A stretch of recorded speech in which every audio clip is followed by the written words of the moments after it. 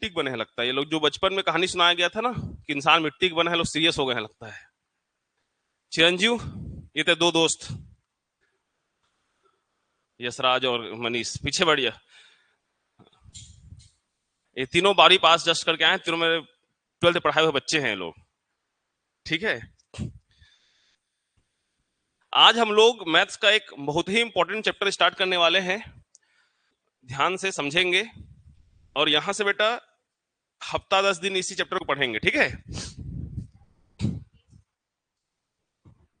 अच्छा, कोई discuss, same question फिर रिपीट हो गया था क्या?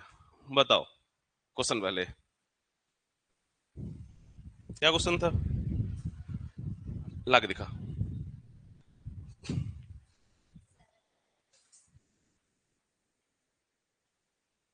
अच्छा, ब्रेक नहीं हो रहा है क्या ये?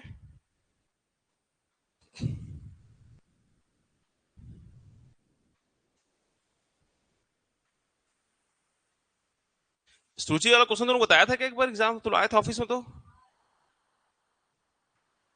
है ना। इसमें ना कुछ अलग तरह का ट्रिक लगाया था बेटा, ये थोड़ा डिफरेंट क्वेश्चन है, बाकी सब बन गया पूरा।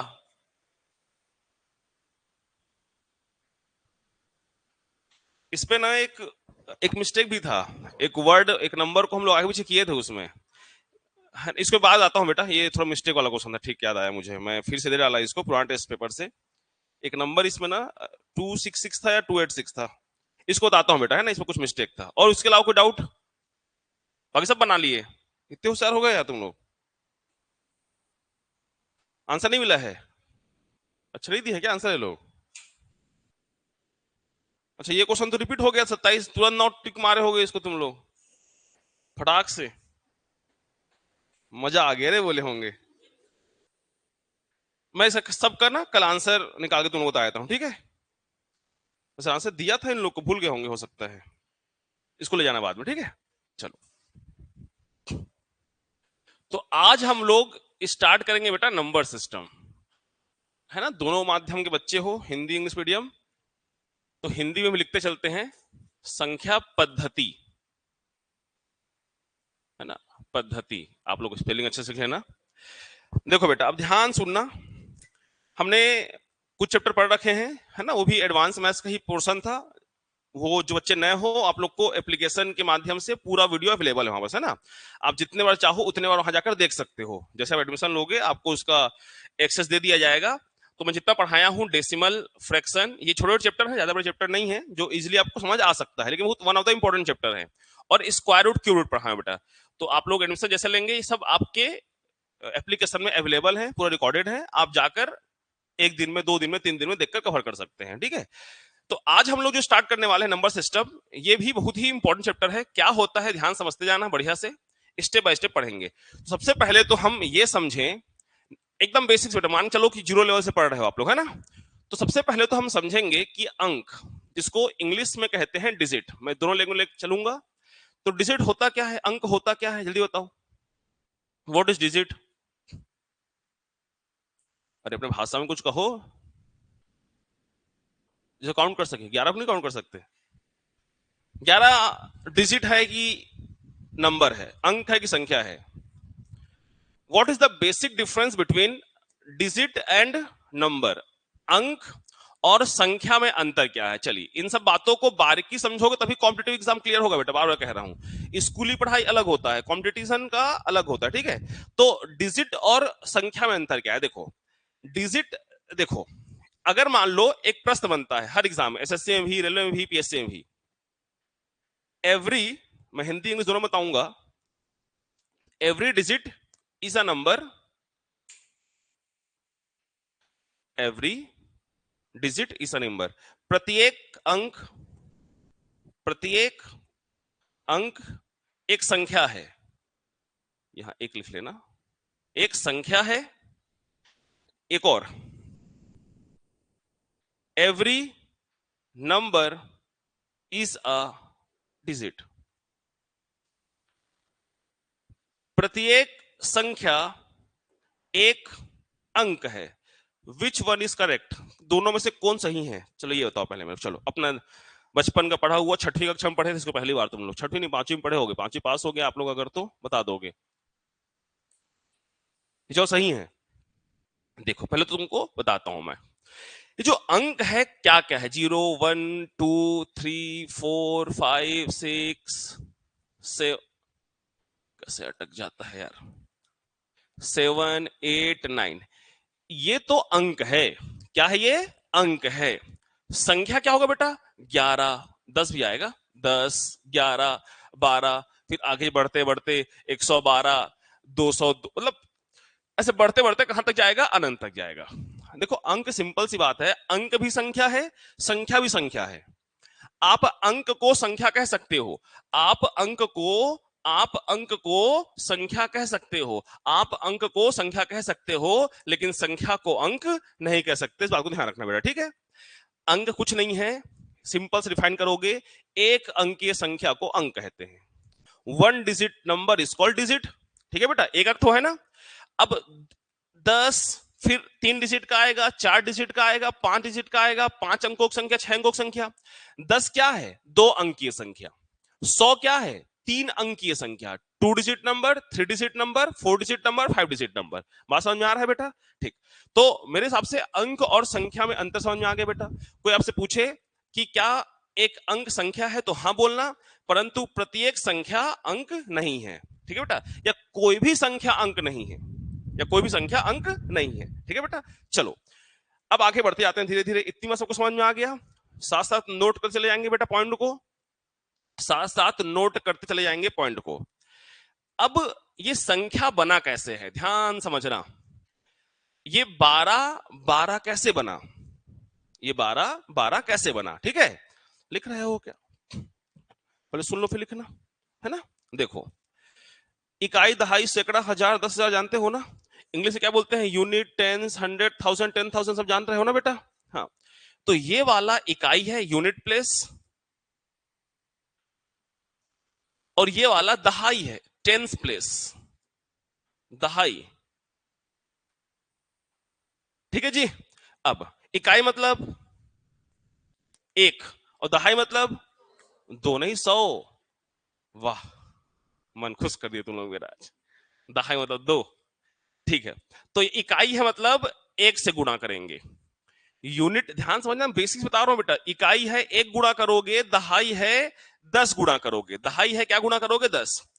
इकाई दहाई, यूनिट टेंस, तो यूनिट वाले 1 मल्टीप्लाई होता है, टेंस प्लस में 10 मल्टीप्लाई होता है। 10 एकम 10, 2 एकम 2, कितना हो गया बेटा ये? 12। तो संख्या का निर्माण कैसे हो, बात समझ में आया। एक और लेते हैं, इससे फिर डिफिनेशन समझेंगे, फिर हम पढ़ेंगे प्लेस वैल्यू और फेस वैल्यू। मान लेते लेता हूं 234। अब देखो ध्यान से, इकाई, दहाई, सैकड़ा, यूनिट, टेंस, 100। अगर यूनिट प्लेस में है तो 1 से मल्टीप्लाई, टेंस प्लेस में है तो 10 से मल्टीप्लाई, और 100 प्लेस में है तो 100 से मल्टीप्लाई। 2 इंटू 100 200, 3 इंटू 10 30, और 4 इंटू 1 4, तो 200। सबको जोड़ो, कितना हो गया बेटा? 234। आई बात समझ में? ध्यान समझना बात को। किसी भी संख्या का निर्माण, पहले हिंदी में, किसी भी संख्या का निर्माण ऐसे हुआ है कि उनके स्थानीय मान को रखकर जोड़ा गया है, ठीक है बेटा। किसी भी संख्या का वैल्यू या कैसे बना है, तो उनके स्थानीय मान को रखा गया है। कोई भी संख्या, कोई भी नंबर्स, उनके प्लेस वैल्यू, ये सब क्या है? उसके प्लेस वैल्यू है, ठीक है बेटा। ये सब क्या है? उसके प्लेस वैल्यू। तुम्हारा टॉपिक है फेस वैल्यू और प्लेस वैल्यू, इसको लिख लिए। ऐसी जस्ट समझाने के लिए था, हल्का सा लिख लो इसको। अब पॉइंट पे आ रहे हैं, टॉपिक समझाने के लिए बेसिक बताया हूं पहले आप लोग को।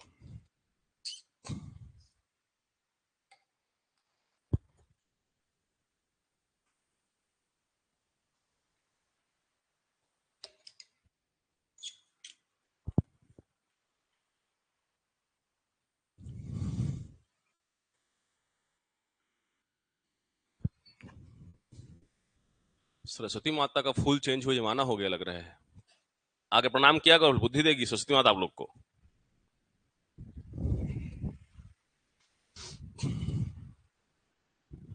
फिलहाल इतना ही लिखना है कि डिजिट्स क्या है, और संख्या भाई बहुत सारे हो सकते हैं, अनगिनत। और याद रखना है कि प्रत्येक अंक एक संख्या है, every digit is a number.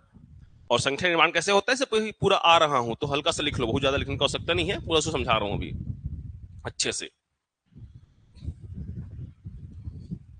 बहुत सारे बच्चे गायब हैं आज।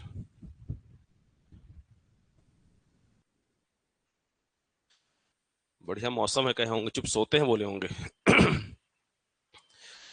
हो गया, लिख लिया बेटा।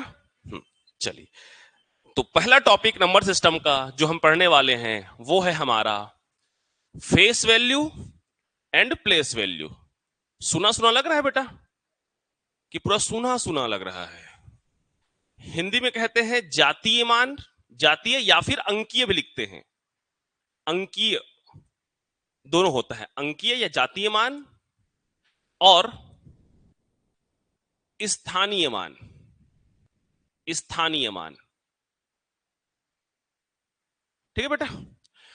अब ये होता क्या है ध्यान समझना, इस पर भी क्वेश्चन बनता है, शिक्षक भर्ती सुने होंगे आप लोग, उस पर एक क्वेश्चन इस पर बना हुआ था बेटा। क्या है, बड़ा सिंपल सा है, छोटी से छोटी बातें लेकर बड़ी से बड़ी बातें भी सीखना जरूरी है। चलिए ध्यान दीजिए बढ़िया से ना, मैं एक एग्जांपल लेके समझाता हूं। जैसे अभी लिए थे 334, मैं आपसे कहूंगा कि 2 का 2 का जातीय मान क्या होगा। क्या भी ऐसे एक सबको लिखने बजाय सबका पहले हम फेस वैल्यू लिखते हैं, फेस वैल्यू एक बार लिख दियो बेटा, हिंदी इंग्लिश, कभी हिंदी कभी इंग्लिश, अंडरस्टूड रहेगा है ना, बार बार दोनों लैंग्वेज नहीं लिखूंगा। चलिए हम लोग निकालेंगे फेस वैल्यू। 2 का फेस वैल्यू क्या होगा बेटा, 2। 3 का फेस वैल्यू क्या होगा, 3। 4 का फेस वैल्यू क्या होगा, 4। तुम्हारा चेहरा तुम देखते हो मिरर में, आईने में, तो तुमको तुम ही दिखते हो कि भूत दिखता है? ज्यादा मेकअप कर ले होते तो अलग बात है ना, तो तुम्हारा फेस ही दिखता है ना। तो फेस वैल्यू याद रखो, फेस मतलब वही, हम अगर मिरर में खड़े हैं तो हम अपना ही फेस देखेंगे, है ना बेटा। और गलती से तुम ना दिखो समझ जाना भूत भूत का थोड़ा सा दिक्कत है। चलो, तो जातीय मान वही होता है। मान लो यहां पास मैं ले लेता हूं 5 और मैं बोलता 5 का क्या होगा, तो क्या होगा 5। तो याद रखना फेस वैल्यू ही होता है, जो नंबर है वही उसका फेस वैल्यू है, जो नंबर वही उसका क्या है, फेस वैल्यू। इंपॉर्टेंट है प्लेस वैल्यू, क्वेश्चन यहां से बनता है। अब ध्यान देना, 2 5 2 3 4। अब ध्यान समझना बेटा, अब मैं यहां पास निकालूंगा आपका प्लेस वैल्यू, बहुत सिंपल है, ध्यान से देखते देखते चले जाएंगे। 5 का प्लेस वैल्यू क्या होगा, 2 का प्लेस वैल्यू क्या होगा, 3 का प्लेस वैल्यू क्या होगा, 4 का प्लेस वैल्यू क्या होगा, स्थानीय मान क्या होगा। ये सब जानते हो, इकाई, दहाई, सैकड़ा, हजार, इसमें किसी कोई दिक्कत तो नहीं होगा बेटा। तो जो इकाई में है तो उसका 1 गुणा कर दो तो कितना हो गया, ये 4। दहाई में है 10 गुणा कर दो, कितना हो गया, 30। ये 100 में है, 100 गुणा कर दो, कितना हो गया, 200। और ये 1000 में है, 1000 गुणा कर दो, कितना हो गया, 5000। तो बस इतना ही समझना था, कुछ नहीं है। 4 का प्लेस वैल्यू 4, 3 का प्लेस वैल्यू 30, 2 का प्लेस वैल्यू 200, 5 का प्लेस वैल्यू 5000। आई बात समझ में? लेकिन क्वेश्चन आजकल थोड़ा गड़बड़ करके दे रहा है। कैसे सर? देखो कैसे, आर्यन कैसे लेटो आ रहा है, सो गया था?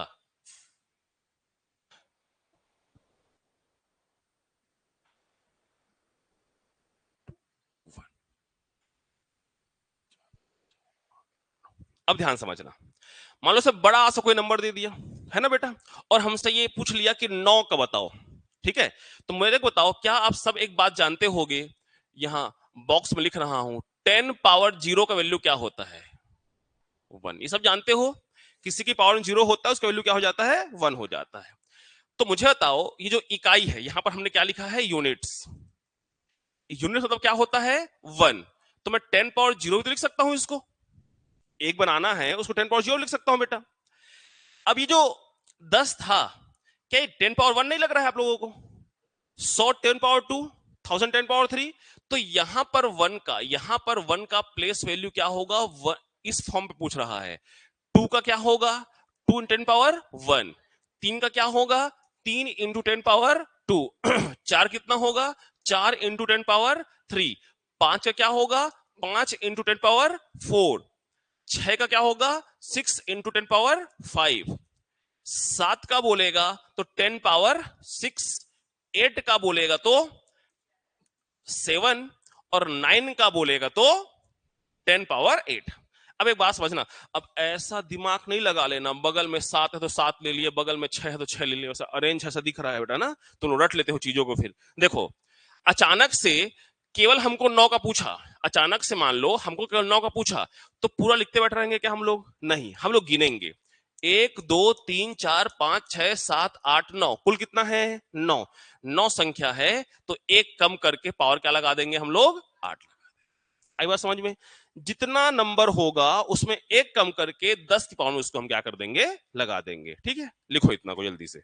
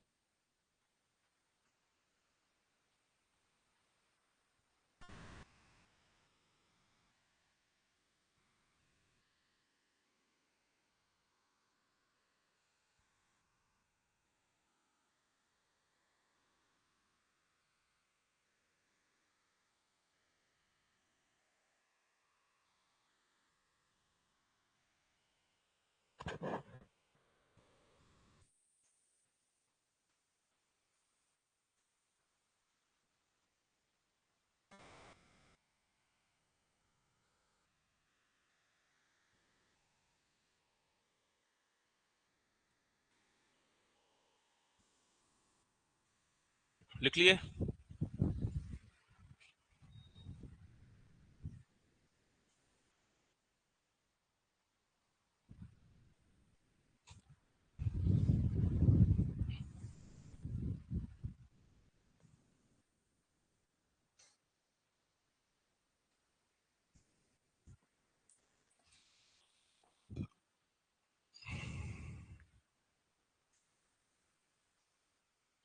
छाप लिए जी?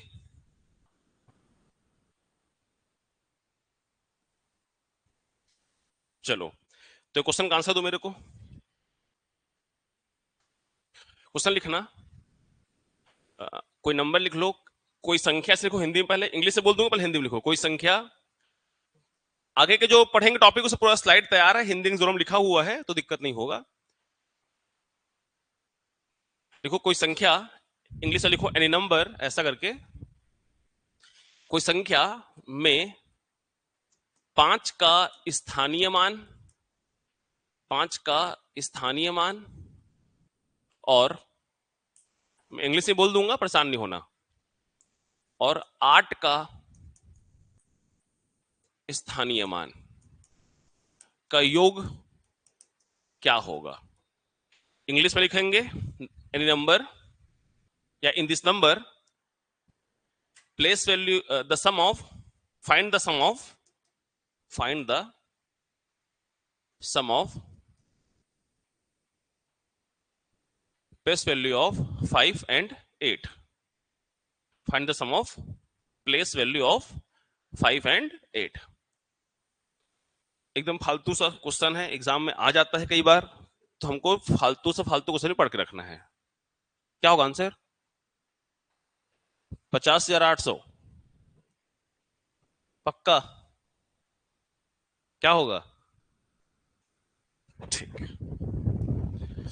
अरे सिंपल सा क्वेश्चन है, क्या बोला है देखो, 5 का स्थानीय, 8 का स्थानीय, 5 का प्लेस, 8 का प्लेस, तो 5 का प्लेस 1 2 3 4, 1 2 3 4, 50,000 होगा बेटा, गिन देना ऐसा। इसके बाद में कितने डिजिट हैं? 4, तो 4 लगा दिए। 8 का स्थानीय मान 800 होगा, जोड़ दो, 0 0 8 0 50, 50,800, 50,800, ऐसे ऐसे क्वेश्चन आते हैं बड़ा, इस चैप्टर से ज्यादा कठिन नहीं है, मतलब प्लेस वैल्यू फेस वैल्यू से। और कैसे आ सकता है? 5 का स्थानीय मान, 9 का स्थानीय मान का अंतर क्या होगा, डिफरेंस पूछ लेगा।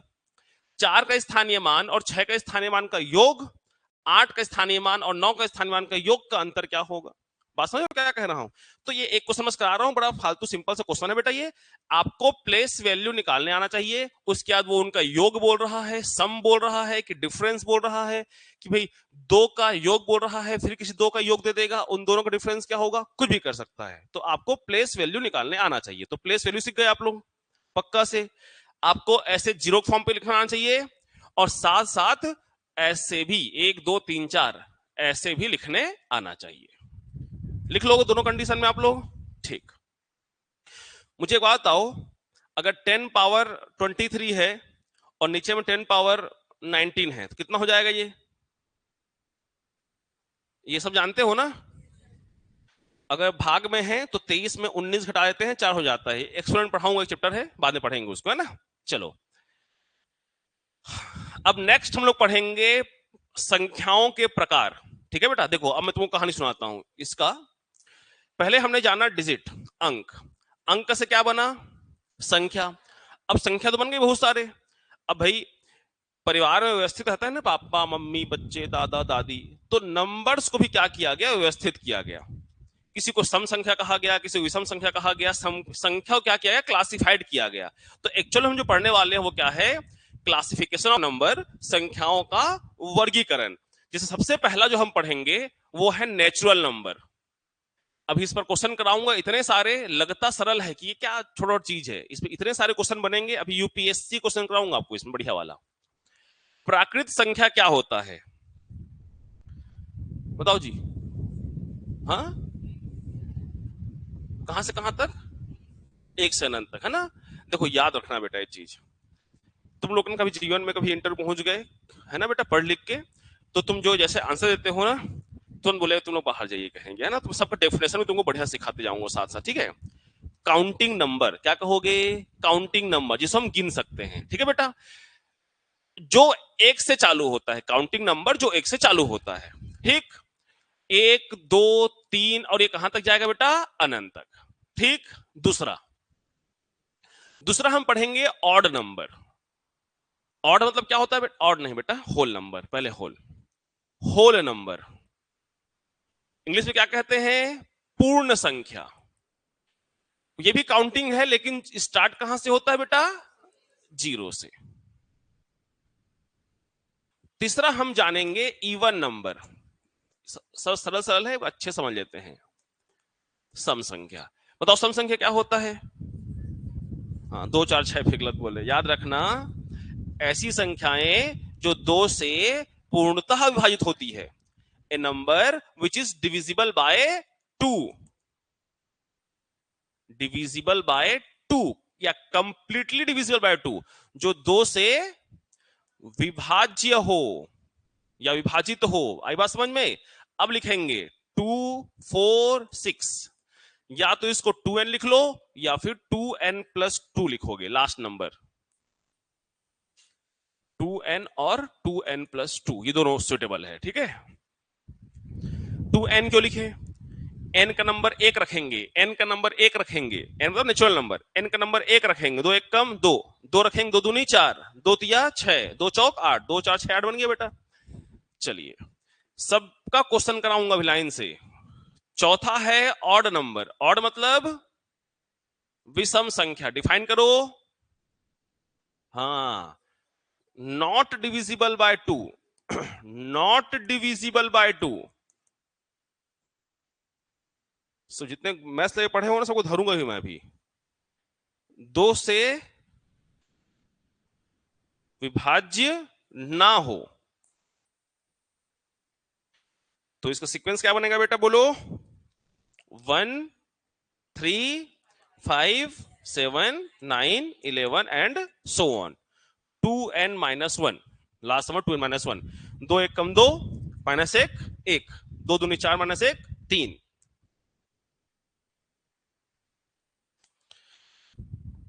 हो गया, लिख डाले बेटा इतना। नहीं लिख रहे हो जो समझ रहे थे? ये जो इजी चीज होता है ना, इसको साथ साथ लिख लिया करो फटाक से।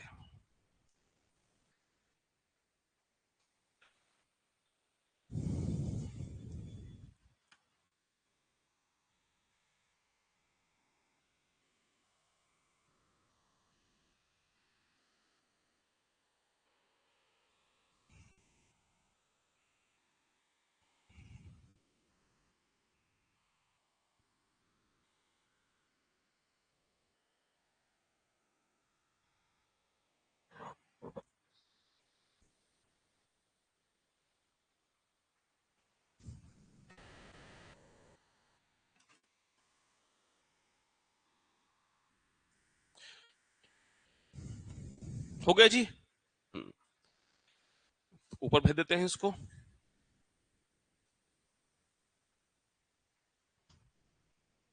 कुछ बड़बड़ाए क्या तुम लोग? हाँ, अगला है जो अति इंपॉर्टेंट है बेटा, जो पूछूंगा तुम लोग सही मैं, उसके बाद बताऊंगा। प्राइम नंबर अभाज्य, अभाज्य संख्या क्या होता है? खुद से बस क्या था किशन, क्या था, भुला गया है? इमेजन प्राइम तो सुने हैं सर हम लोग, ये प्राइम नंबर नहीं सुने थे, है ना? प्राइम नंबर क्या होता था? ए नंबर विच इज, अच्छा 8 बजे बताए थे क्या इनको टाइम? ठीक है, तो जल्दी पढ़ाने आ गया ना, शुक्ला सर नहीं थे तो आज। प्राइम नंबर वो होते हैं बेटा, ध्यान समझना, ये तुम्हारा हर जगह काम आएगा ना, पहले ही कह रहा हूं हर जगह, ये सिर्फ मैथ्स में नहीं रीजनिंग में भी काम आएगा, भर भर काम आएगा। A number which is divisible by one and itself, मैं दो लिख देता हूं, विच इज, या सिंपल सा लिखें डिविजिबल बाय, इसको अच्छे समझना बेटा, ये सब तो सब इजी था। Divisible by one and itself, जो एक और स्वयं से विभाजित हो। ठीक, अब देखो समझना ध्यान से। दो, ये संख्या को क्या मैं 1 2 जा 2 खत्म, कट गया, जीरो आ गया, मैं दो को दो से डिवाइडेड कर सकता हूं, दो एक कम दो। मुझे तो दो को किसी और अंक से डिवाइड करके बताओ, दो किसी और से डिवाइड होगा क्या? पॉसिबल नहीं है ना बेटा। तो टू जो है, याद रखना, सबसे छोटा अभाज्य संख्या होता है, दो सबसे छोटा अभाज्य संख्या होता है। कौन सा होता है? दो। ध्यान समझते आना। दो के बाद अगला कौन होगा? तीन, तीन के बाद पांच, पांच के बाद सात। एक बात और, एक भी तो हो सकता है, एक प्राइम नंबर होगा कि नहीं होगा बताओ, और होगा तो क्यों होगा, नहीं होगा तो क्यों नहीं होगा, और नहीं होगा तो नहीं पता, बताओ एक प्राइम नंबर क्यों नहीं है?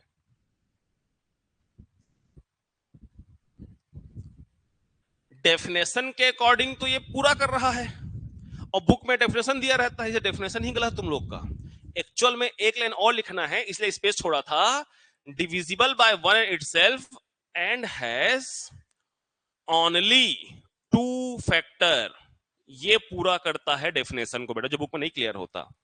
अभाज्य संख्या वे हैं जो स्वयं और एक से विभाजित हो, और जिसके केवल और केवल दो गुणनखंड हो, जिसके केवल और केवल दो गुणनखंड हो। अब एक को एक से डिवाइड करोगे, एक को स्वयं से डिवाइड करोगे, दोनों सेम नंबर है ना, तो यहाँ फैक्टर एक ही हो जा रहा है बेटा, दो फैक्टर नहीं हो रहा है। तो याद रखना, अभाज्य संख्या वे है बेटा जो एक और स्वयं से विभाजित हो, और जिसके केवल दो गुणनखंड, केवल दो गुणनखंड हो। गुणनखंड पढ़ाऊंगा, गुणनखंड एक चैप्टर है पूरा, 1 घंटे का क्लास है सिर्फ फैक्टर। जो वचन तुम लोग फैक्टर छोटा छोटी सीखे हो ना, ये सब एक एक टॉपिक पर कई 15 मिनट 20 मिनट चैप्टर चलेगा आप लोग का, ठीक है, बस ध्यान देते जाना। चलिए अब देखो बेटा, एग्जाम में आया था कि एक से लेकर 50 तक कितने प्राइम नंबर होते हैं, किसी को याद है? 15 जी, हाँ, और हाँ ठीक है, 50 से 100 के बीच 10, और 1 से 100 के बीच 25।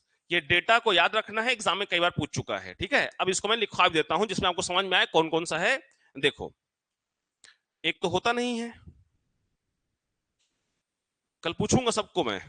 दो, लाल पीला लिख देते हैं, 2 3 5 7 9 11 13 15 17 19 23 29 31 37 41 43 47, 150 तक 15, 1 2 3 4 5 6 7 8 9 10 11 12 13 14 15, कुछ ज्यादा ही हो गया क्या ये तो? अच्छा, ये 9 कहां से लिख डाला हूं मैं, 15 कहां से लिख डाला हूं मैं, कैसे गड़बड़ कर दिया था मैं? और कुछ गड़बड़ हो गया क्या? 15 और 15 क्यों हटाए? 3 से कटेगा, 5 से कटेगा, 15 से कटेगा, 1 से कटेगा, है ना बेटा, वो कंपोजिट नंबर हो गया, गलती से डाला था। 1 2 3 4 5 6 7 8 9 10 11 12 13 14 15, 1 से 50 तक 15, ठीक है। चलिए आगे बढ़ते हैं। अब आगे पढ़ेंगे हम लोग, 50 के आगे 10 होना चाहिए बेटा। इन 51 होगा? क्यों नहीं होगा? क्योंकि 17 टेबल में आता है 17 तिया 51, तो 1 से भी कटेगा, 3 से भी कटेगा, 17 से भी कटेगा, 51 से कटेगा। और हमने पढ़ा क्या है बेटा? केवल 2 ही से कटे, एक 1 से और खुद से, 1 से और खुद से। तो अगला कौन सा होगा? 53। 57 ले लूं? क्यों नहीं लूंगा? क्योंकि टेबल याद नहीं है सर हम लोग को, तो आप जो भी ले लो। पहाड़ा पढ़ते हैं कहां है हम लोग? 19 तिया 57, 93 सा 57। टेबल याद करो, याद करो, कब से बोल रहा हूं। अब बेसन का डंडा लाना पड़ेगा लगता है। 59, 61, 63 ले लूं? ठीक। 67, 74, 75, 77, 76 भी नहीं होगा। 79 ले लो, 83 ले लो, 89 ले लो, 91 नहीं होगा, 92 नहीं होगा, 93 नहीं होगा, 94 नहीं होगा, 95 नहीं होगा, 96 नहीं होगा, 97 होगा। जबरदस्त हो रहा है कि नहीं? 1 2 3 4 5 6 7 8 9 और 10। तो ये पूरा पूरा 1 से लेकर 100 तक कितने होते हैं बेटा हमारे? 25 होते हैं। और इसी पर यूपीएससी, नाम सुने हो? इसी पर एक बहुत बढ़िया क्वेश्चन बनाया था, जिसको कराऊंगा अभी आप लोग को मैं। बस पहले समझ लो अच्छे से।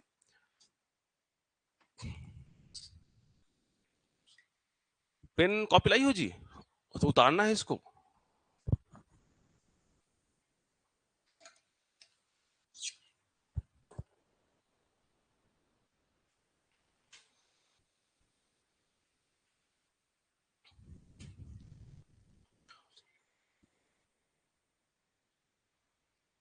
ये प्राइम नंबर को अच्छे समझो, बहुत इंपॉर्टेंट है, बहुत जगह पर काम आएगा बेटा। एक चैप्टर पढ़ेंगे एलसीएम एचसीएफ, वहां भर भर काम आएगा।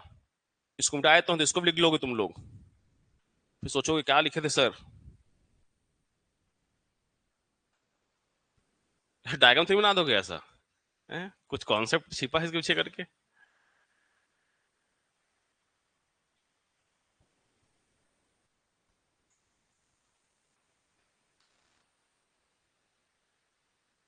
स्कूल में प्रैक्टिकल का भी छापे हो, नहीं छापे तुम लोग? एक दूसरे को देख देख के छापे हो ना? तो दोस्त हमारा अगर ऐसे आर को बनाया हुआ है, तो हम दोस्त से पूछते हैं तो क्या बनाया है, क्योंकि नेक्स्ट जमा करना होता था हमको। तो हम भी ऐसे लिख के कॉपी जमा कर दिया करते थे, हैं? मैं तो किया हूं इंजीनियरिंग में। स्कूल टाइम पे तो ऐसा, स्कूल टाइम में धर देते हैं टीचर लोग। कॉलेज वाले जाओगे तो चेक नहीं करते हैं। एकदम खुर्रा, एकदम मतलब बदमाश एक प्रोफेसर है तो अलग बात है। तो प्राइम नंबर पता रहेगा सबको बेटा? क्या होगा prime number? Which is divisible bye 1 and itself, जो एक और स्वयं से विभाजित हो। 1 से 50 तक 15, 50 100 के बीच 10, और 1 100 के बीच, ठीक है ना? बाकी 1 से 200 300 ये जब पढ़ेंगे अलग से प्राइम नंबर, तो वहां क्लियर करूंगा। पूरा याद नहीं रखा जाता है, कैसे निकाला जाता है आगे सिखाऊंगा। चलिए, तो पहले पढ़ लिए प्राकृत, पूर्ण, पूर्ण के बाद सम संख्या, विषम संख्या और अभाज्य संख्या। अभाज्य संख्या का ही छोटा बड़ा मंझला भाई जो कह लो, कंपोजिट नंबर। कंपोजिट नंबर एक पहले कंपोजिट पढ़ लेते हैं। कंपोजिट नंबर को हिंदी में कहेंगे भाज्य। देखो, दोनों में ना कंपेयर करोगे अपने आप समझ में आ जाएगा। यहां पर क्या कहा गया था कि जिसे केवल 2 गुणनखंड हो, 2 फैक्टर हो। कौन कौन सा? एक तो एक तो स्वयं। एक तो एक तो स्वयं। कंपोजिट नंबर क्या कहता है? उसका बड़ा भाई है। ठीक है, ये क्या कहता है कि मेरे पास एक तो रहेगा ही, स्वयं तो रहेगा ही, लेकिन कम से कम मेरे को एक गुणनखंड और चाहिए। क्या कहा मैंने? कंपोजिट नंबर ये कहता है कि मेरे फैक्टर में, मेरे गुणनखंड में एक मेरे को चाहिए, मैं खुद स्वयं चाहिए, लेकिन मुझे एक फैक्टर और चाहिए। जैसे प्राइम नंबर का सबसे छोटा प्राइम नंबर क्या होता है? 2, स्मॉलेस्ट प्राइम नंबर 2। वैसे ही कंपोजिट नंबर में स्मॉलेस्ट प्राइम नंबर क्या होता है? 4। अब देखो ध्यान से, 4 1 से डिवाइड होता है, 4 2 4 से डिवाइड होता है, एक और स्वयं। कंपोजिट नंबर क्या कहता है कि मेरे को 1 से डिवाइड भी होना है, 4 से डिवाइड होना है, इन दोनों के अलावा कम से कम एक और नंबर से भी डिवाइड होना है। मतलब कम से कम 3 फैक्टर मेरे को चाहिए। आई बात समझ में? तो सिंपल से ये डेफिनेशन ये बोलना कि भाज्य संख्या कंपोजिट नंबर क्या है? जो एक और स्वयं के अलावा कम से कम एक और संख्या से पूर्णतः विभाजित होता है। 4 ले लो, 6 लोगे तो 1 से भी होगा, स्वयं से भी होगा, 2 से भी हो जाता है, या 3 से भी हो जाता है। 6 भी कंपोजिट नंबर है। तो पॉइंट इतना ही है, जो अभाज्य संख्या नहीं है वो सब के सब क्या है, भाज्य संख्या है। जो प्राइम नंबर नहीं है वो सब के सब क्या है, कंपोजिट नंबर है। तो 4, 6, 8, 10, 11 के बाद 13 है तो 14, ये बीच का जितने नंबर हैं, बीच के जितने नंबर हैं वो सभी क्या है बेटा, आपका कंपोजिट नंबर है। केवल नॉलेज के लिए है, बाकी ये इंपॉर्टेंट नहीं है, इंपॉर्टेंट प्राइम नंबर है।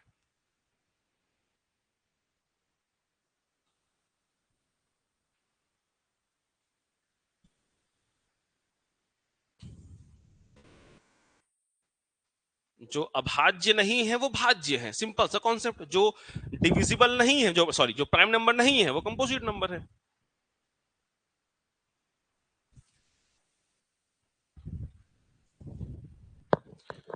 चलिए नेक्स्ट, हो गया, लिख डाले, ठीक। अगला है बेटा, कितना हो गया था, 6।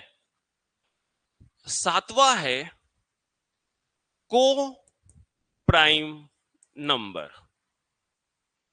सह अभाज्य संख्या। कितना सारा नंबर है सर, है सुने ही नहीं थे हम लोग तो, है? बताओ क्या होता है को प्राइम नंबर, ये इंपॉर्टेंट है ना, ये बहुत इंपॉर्टेंट है। अभी व्यापम एक एग्जाम लिया था, शिक्षक भर्ती टीचर वाले में, इस पर क्वेश्चन बना था, ठीक है, सीधा सीधा क्वेश्चन आया था। तो कोई जानता है को प्राइम नंबर क्या होता है, बताओ आर्यन। हाँ, बहुत बढ़िया, और बताओ, सुना सुना लग रहा है, जीवन को सुने होंगे गलती से, गलती सुने होंगे, ध्यान से पढ़े नहीं होंगे। देखो बेटा, यहां आपने जितना भी नंबर देखा, ये को मतलब सही कॉपरेट कर रहा है, सहयोग कर रहा है। अब ये कंपोजिट है ना, ये को वाला को नहीं है, अलग से को है। कहीं पर भी को लगा है क्या, को प्राइम, को ऑड, को इवन, कहीं पर को लगा है क्या, किसी नंबर को सहयोग कर रहा है क्या, नहीं कर रहा है। लेकिन को प्राइम नंबर में आपको सहयोग कर रहे हैं, ये तो लाइन खिंचा जाता है यार। हाँ, इस को प्राइम नंबर में सहअभाज्य संख्या में आपको ये सहयोग कर रहा है। तो याद रखना, यहां पर एक वर्ड यूज करते हैं पेयर। क्या वर्ड यूज करते हैं, पेयर या फिर जोड़ा। एक्चुअल में होता क्या है, सहअभाज्य संख्या क्या है, ऐसे संख्या का जोड़ा, लिखो, ऐसे संख्या का जोड़ा जिसका महत्तम समावर्तक 1 हो। मैं इंग्लिश से बोल दूंगा, that pair of number, that pair of number whose HCF is 1। ऐसी संख्या का जोड़ा जिसका मसा 1 हो। मसा, मस्सा नहीं लिख देना भैया, भरोसा नहीं तुम लोग का। म स, महत्तम समावर्तक, ठीक है, लिख लिया बेटा। ऐसे संख्या का जोड़ा जिसका महत्तम समावर्तक 1 हो। लेकिन ये थोड़ा सा कठिन डेफिनेशन हो गया, ठीक है, मैं सरल तरीके से समझाता हूं, ये तो स्टैंडर्ड डेफिनेशन हो गया तुम लोग के लैंग्वेज में। देखो बेटा, जोड़ा जैसे मैं लिख दिया 2 और 5, क्या ये को प्राइम नंबर होगा, होगा। अब क्यों होगा समझो, एचसीएफ भूल जाओ, डेफिनेशन को मतलब नहीं है, सीधा समझते हैं। मुझे एक कोई अंक या संख्या बताओ, एक जो 2 को भी डिवाइड करे और 5 को भी डिवाइड करे। कोई एक नंबर बताओ, दोनों डिवाइड करे एक साथ, बोलो। एक बस करेगा ना, 2 कर सकता है क्या दोनों को, 5 कर सकता है दोनों को। दोनों को डिवाइड केवल कौन कर सकता है, 1। मतलब इन दोनों का जो कॉमन फैक्टर है, जो कॉमन फैक्टर है, समगुणनखंड है ना बेटा, वो क्या है, 1। तो एक और भाषा में इसको डिफाइन कर सकते हैं, ऐसा जोड़ा जिसका कॉमन फैक्टर क्या हो, 1 हो।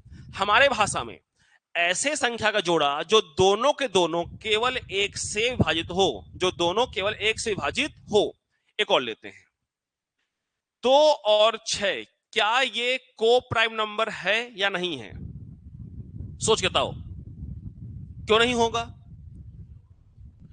क्योंकि यहां पर इनका कॉमन फैक्टर 1 भी है और 2 भी है। भाई ये 2 से कट सकता है ना, ये 2 से कट सकता है ना, तो ये को प्राइम नंबर नहीं होगा। और लेते हैं, ये ऐसे 4 विकल्प आया था और पूछा गया था निम्न में से कौन सा सहअभाज्य संख्या है या नहीं, ऐसे कुछ पूछा था, है ना। देखो, अगला है 15 और 18, 15 और 19 लेते हैं, चलो पहले। क्या ये को प्राइम नंबर है? ध्यान समझो, क्या ये को प्राइम नंबर है? क्यों नहीं है? अरे 15 3 से कटता है, 19 कटता है क्या 3 से? तो ये को प्राइम नंबर है। इनका कॉमन फैक्टर क्या है बेटा? 1। केवल किससे कट रहे हैं लोग? 1 से। अगर 15 और 21 लिख दूं, चलो 15 और 21 लिख दूं, क्या ये को प्राइम नंबर है? क्योंकि ये दोनों 3 से कट रहे हैं। दोनों किससे कट रहे हैं? 3 से। इसलिए ये को प्राइम नंबर नहीं होंगे। तो सिंपल सा कॉन्सेप्ट है, सहभाज्य संख्या को प्राइम नंबर क्या है? ऐसा पेयर जो केवल और केवल 1 से ही डिवाइड हो। जो केवल और केवल किससे डिवाइड हो?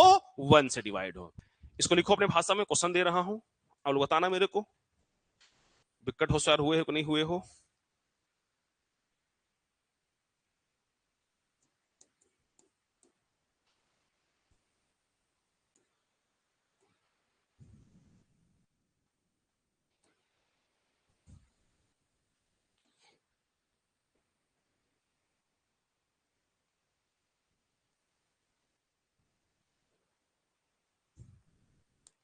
बताओ ये जो लिखा हो नीचे में, उसमें कौन कौन सा प्राइम नंबर है और कौन कौन सा नहीं है?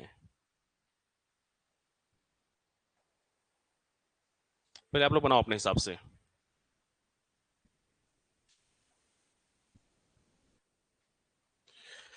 नहीं है को बताना मेरे को। नहीं है को, नॉट अ प्राइम नंबर।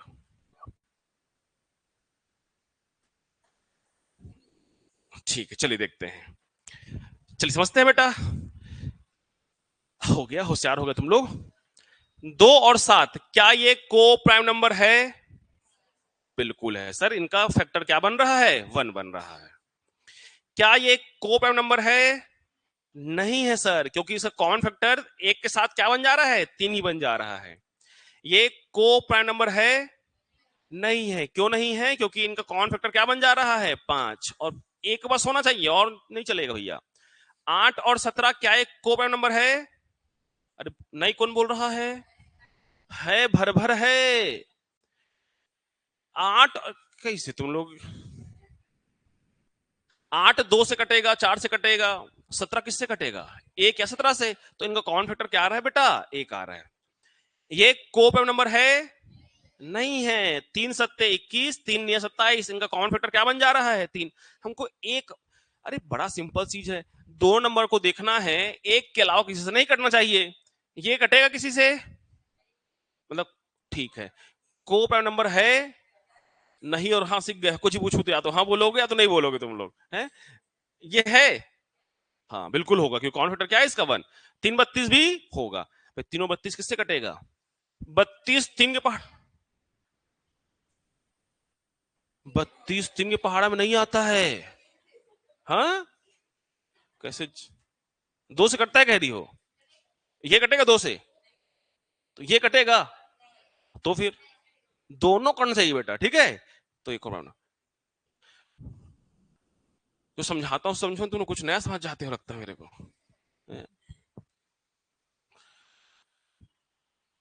कौन भोकवा गया ये क्या को प्राइम नंबर है कौन नहीं है? आपको समझ में आया जी? थोड़ा थोड़ा आया। तो ये थोड़ा में क्या है बताओ पहले मेरे को। और मैं एक बात बताता हूं, अगर ये थोड़ा थोड़ा समझ में आ रहा है तो तुम जिंदगी भर थोड़ा थोड़ा ही पढ़े हो, क्योंकि इसमें कुछ समझने वाली बात है ही नहीं बेटा। मैं तो कुछ बड़ा कॉन्सेप्ट समझाऊं, वहां पर सबको नहीं भी समझ में आया तो कोई दिक्कत नहीं होगा मेरे को। लेकिन अगर ये भी थोड़ा थोड़ा आ रहा है तो पक्का अजय माला वाले लोग हो, क्योंकि अजय माला को रट घोल के पढ़े हैं और रट घोल के लिख के आए हैं। इसे क्योंकि फैक्ट बात है ये, हमारा दिमाग रट रट के, और परीक्षा बोध वाले भी हैं कुछ लोग, तो परीक्षा बोध अजय माला रट रट के पढ़कर एग्जाम दिलाने गए हैं, कॉन्सेप्ट हम समझे नहीं बारीकी से। तो जब कॉन्सेप्ट को बारीकी समझने की बात आती है ना, तो हमारा दिमाग प्रोसेस नहीं कर पाता है। ये फैक्ट बात है। तो दिमाग को प्रोसेस करने के लिए पहले तो आपको उस फील्ड में आना पड़ेगा और थोड़ा सा ध्यान प्रोसेस समझना पड़ेगा। इसमें कुछ समझना है ही नहीं, इसमें कुछ समझना है ही नहीं, बुद्धि भर लगाना है। और बुद्धि भर तो नहीं है सर, कैसे करें?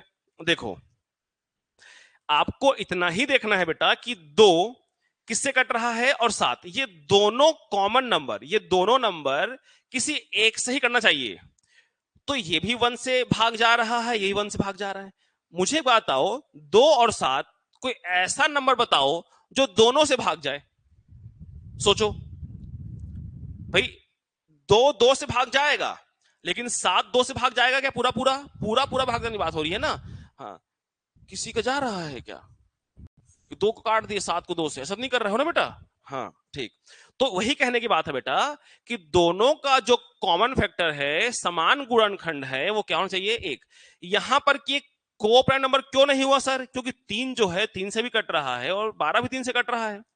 मैंने कहा एक के अलावा किसी और से भी अगर कट जाता है दोनों, एक के अलावा, एक नंबर से अलावा किसी और से भी कट जाता है तो वो कोऑपरेंट नंबर नहीं होता है। इतनी ज्यादा कुछ समझना है, ठीक है? चलो, पर्याप्त है, इससे ज्यादा खुद समझना है तुमको। अगला अगला जो आने वाला है बेटा वो है रेशनल नंबर। तुम लोग को लग रहा होगा क्या क्या चीजें, इन्हीं जब क्वेश्चन उठ के आता है ना बेटा, तुम मुड़ी धर के बैठे रहते हो। चलिए बता दो बेटा क्या होता है परिमेय संख्या, व्हाट इज रेशनल नंबर? हाँ, रिपीट होता है। अच्छा, वो रिकरिंग है बेटा, वो ये रेशनल है ये परिमेय संख्या। हाँ बता क्या बोल रही थी बेटा?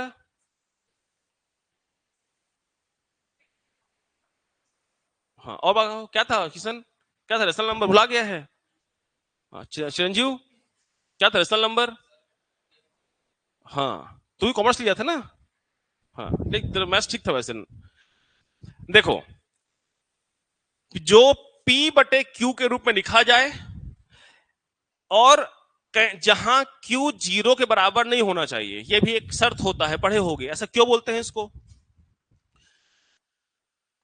जो बता दो सर, हम लोग छाप लेंगे, बुद्धि कहां लगाना है हमको। किसी के नीचे में अगर शून्य आ जाता है, बच्चों ने पढ़े होगे है ना, थोड़ा हो तो याद होगा, तो उसको हम लोग नॉट डिफाइन या फिर अनंत कहते थे। ठीक है बेटा? किसी भी संख्या के जब 0 आ जाता है तो वो संख्या नहीं होता है, वो इमेजनरी हो जाता है बेटा। ठीक है, काल्पनिक मान लो उसको। अगर 0/1 है तो इसका वैल्यू क्या होगा? 0। ऐसा याद रखना, 1 0 जा 0, 1 में 0 को मल्टीप्लाई करोगे तो क्या होगा? 0 होगा। तो 1 0 जा 0। अगर नीचे में 0 आ गया, 0 में क्या मल्टीप्लाई करोगे तो 1 होगा नीचे से। बात समझ रहे हो बात? तो 0 अगर नीचे में रहे तो नॉट डिफाइन, उसको डिफाइन नहीं कर सकते बेटा, ज्ञात नहीं कर सकते हैं। अगर ऊपर जो रहा तो हमेशा क्या होता है? 0 होता है। इस बात को ध्यान रखना। चलो आगे बढ़ते हैं। तो सिंपल सी बात है, परिमेय संख्या क्या होता है? जो भिन्न के रूप में लिखा जा सके। एग्जाम्पल बताओ सर। 2/3 लिख सकते हो, 0.2 ये भी होगा। क्यों होगा? क्योंकि 0.2 को 2/10 लिख सकते हो। आई बात समझ में? हाँ। और ऐसे पूर्ण वर्ग जो होते हैं बेटा, पूर्ण वर्ग जो होते हैं, पूर्ण वर्ग, ठीक है, पूर्ण वर्ग, ध्यान से समझाता हूं चलो तुम लोग को, पहले अलग अलग करके, ऐसे भगवा जाओगे। देखो मैं दोनों को, परिमय और अपरिमय, दोनों को एक साथ लेके समझाता हूं। सामने बस ध्यान देंगे 2 मिनट, फिर छापेंगे। इर्रेशनल नंबर, अपरिमय संख्या, बहुत क्वेश्चन बनता है बेटा व्यापम परीक्षा में, बहुत क्वेश्चन। आप प्रीवियस पेपर देखना खोल के, दिखता छोटा छोटा चीजें हैं और अक्सर यही गलती करते हैं टीचर भी, और बच्चों से गलती होता है कि छोटी छोटी बातों को बच्चे पढ़ लेंगे। ये हमारी भावना होती है और आपकी भावना होती है टीचर पढ़ाए नहीं है तो हम क्यों पढ़ें, और एग्जाम में आता है। इसलिए मैं पूरा कोशिश करता हूं कि हर चीज, जितना क्वेश्चन आते हैं हर चीज कवर करूं, और वो तुमको तत्काल नहीं समझ में आएगा, वो जब आगे जब पढ़ लोगे, जब एग्जाम दिलाओगे, चीजें धीरे धीरे समझ में आएगा बेटा। चलो, सबसे पहले याद रखोगे, मैं अच्छे समझा रहा हूं, ध्यान देंगे, परिमेय संख्या P/Q के रूप में होना चाहिए, और जो P/Q के रूप में नहीं लिखा जा सके, जो भिन्न में नहीं लिखा जा सके वो अपरिमेय होता है। जिसको फ्रैक्शन में लिखें, रेशनल। जिसको फ्रैक्शन में नहीं लिख सके, ऐसा कट मार दिया हो बेटा, वो इर्रेशनल। अब दोनों को इक्वेट करेंगे, मतलब डिफरेंस देखेंगे। ये 2/3 और ये क्या हो गया? 0.2। अब ध्यान से समझना, हम लोग पढ़े हैं दशमलव एक चैप्टर, उसमें आप लोग ऐसे वाला क्वेश्चन सॉल्व किए थे या ऐसे वाला क्वेश्चन सॉल्व किए थे? तो जितने भी बार वाले क्वेश्चन होते हैं वो सब क्या होते हैं? Rational number. जब पढ़ाया था तो क्यों होता है बताया था। चलिए जो नहीं पढ़े बता दूं, अगर ऐसे बार लगा होता है बेटा तो इसका मतलब क्या होता है? नीचे में 9 क्यों होता है, डिफाइन किया था, बाकी वीडियो से अवेलेबल है, आप लोग देख लेना बेटा, है ना। तो 3 एक कम 3 क्या हो गया 3। इसको कैसे लिखते थे याद है कि भुला गए हो? कैसे लिखते थे बताओ तो? 231 2 और 9 9 0, तो 229 बटे क्या होता था 990। तो जिसको भिन्न में लिखा जा सके वो सभी क्या होते हैं परिमेय संख्या होते हैं। तो ये क्लियर हुआ आपको बात। अब ध्यान समझना यहां पर, अगर यहां पर एग्जाम्पल दिया मैं 2.231672 कोई बच्चा इसको भिन्न में लिख के बता देगा क्या मेरे को? कोई बच्चा इसको भिन्न में लिख के बता सकता है क्या? पॉसिबल है? नहीं पॉसिबल है। तो याद रखना, ऐसे ही क्वेश्चन 4 विकल्प बनाकर दिया था बेटा। दशमलव के बाद यहां पर अगर ऐसे हो 2.3232 डॉट डॉट डॉट, अगर दशमलव के बाद समान अंक का, ध्यान सुनना, डेसिमल के बाद सेम सेम नंबर का रिपीटेशन होता है तो रेशनल नंबर। डेसिमल के बाद अपने मन से कुछ भी नंबर आ रहा है वो सभी क्या होते हैं अपरिमेय संख्या। एक और एग्जांपल, जैसे मान लो ऐसे है 2.123 डॉट डॉट डॉट 2.1234627 कुछ भी आ जा रहा है, तो ये क्या होगा बेटा आपका परिमेय संख्या। ये क्या होगा अपरिमेय संख्या। इसमें देखो 123 123 123 क्या कर रहा है रिपीट हो रहा है। इसमें 123 के बाद फिर कोई नया नंबर आ गया, फिर कोई नया नया नंबर आते जा रहा है। तो डेसिमल के बाद नया नया नया नया नंबर आए तो अपरिमेय इरेशनल, और डेसिमल के बाद सेम सेम नंबर आए, सेम सेम नंबर आ जाए, जो भी हो 111 222 123 123 कुछ भी आ जाए, रिपीटेशन अगर हो रहा है तो क्या होगा वो, अरे बोलो। हाँ, रिपीटेशन हो रहा है तो परिमेय संख्या, रिपीट नहीं होगा तो अपरिमेय संख्या। आप ध्यान समझना, हम लोग नेक्स्ट चैप्टर जो खत्म किए हैं पूर्ण वर्ग और अपूर्ण वर्ग, याद है बेटा? क्या था पूर्ण वर्ग, क्या था परफेक्ट स्क्वायर, क्या था? जो रूट से बाहर आ जाए, जो रूट से बाहर आ जाए। तो याद रखना बेटा, पूर्ण वर्ग, पूर्ण वर्ग परफेक्ट स्क्वायर, परफेक्ट क्यूब भी होगा, परफेक्ट स्क्वायर। एग्जाम्पल बताओ सर।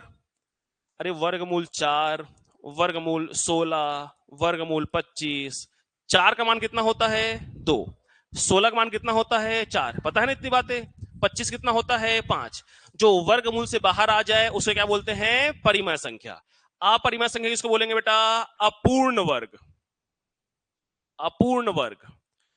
इम्परफेक्ट या नॉन परफेक्ट, इम्परफेक्ट या नॉन परफेक्ट स्क्वायर। जैसे example under root 2, under root 3, under root 17 जो अपूर्ण वर्ग है। जैसे 2 का मान क्या होगा 1.414, ऐसा कुछ कुछ आ रहा है। 3 क्या होगा 1.732 कुछ कुछ जा रहा है। तो बस इतना याद रखना है, परफेक्ट स्क्वायर क्या होता है रेशनल, इम्परफेक्ट क्या होता है इरेशनल। पूर्ण वर्ग होता है रेशनल और अपूर्ण वर्ग होता है इरेशनल। बहुत सारी चीज समझाने का है, जब क्वेश्चन सॉल्व कराऊंगा तो और बताऊंगा, इतना सीख लो पहले शुरुआत में। एक लास्ट सुनो ध्यान से, पाई क्या है 22/7 पाई है। अरे तुम लोग को सुना सुना भी लगता है, पाई सुने हो ना बेटा? कोई है जो पाई से परिचित ही नहीं है? ऐसा तो नहीं हो ना कोई? हाँ, पाई का मान क्या होता है? तो पाई परिमेय है कि अपरिमेय है?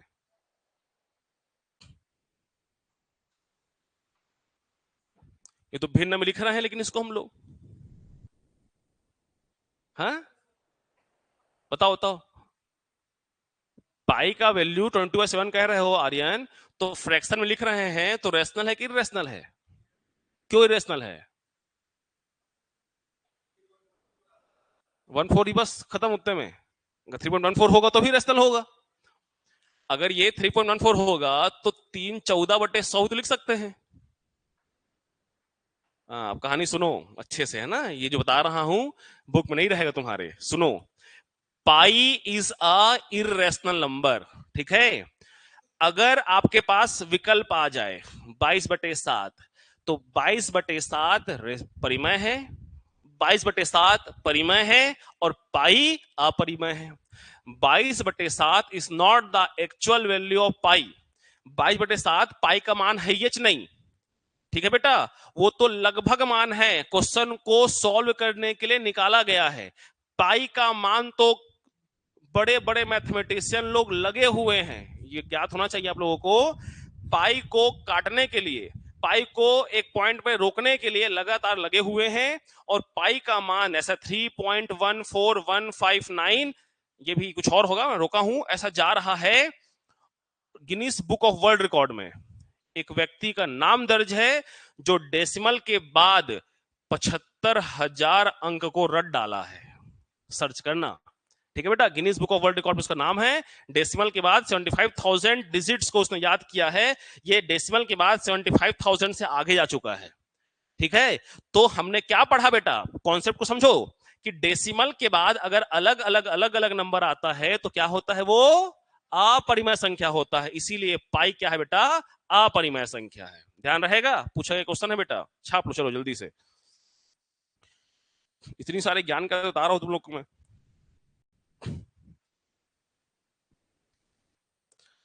और पाई डे कब मनाया जाता है, जानते से रुचि क्या था? हाँ तो लिखा तो है, देखो ना पॉइंट इसी में, देखो पाई डे का ये 3.14 याद रखे हो ना, 14 तारीख तीसरा महीना, 3 मार्च 14 मार्च, सॉरी 14 मार्च पाई डे मनाया जाता है।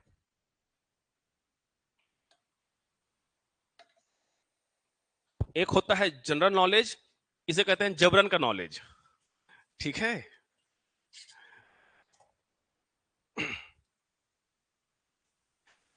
देखो ये सब चीज बेटा तो हमें पढ़ा हुआ है, लेकिन सब ना नया नयापन है। तो मैं वही कह रहा हूं, जब भी हम कुछ नया चीज पढ़ते हैं ना, तो थोड़ा सा दिमाग को प्रोसेस करने में टाइम लगता है। तो उसको ध्यान से समझने का, सीखने का प्रयास किया करो। जो चीजें नहीं समझ में आता तत्काल पूछा करो, सब समझ में आएगा।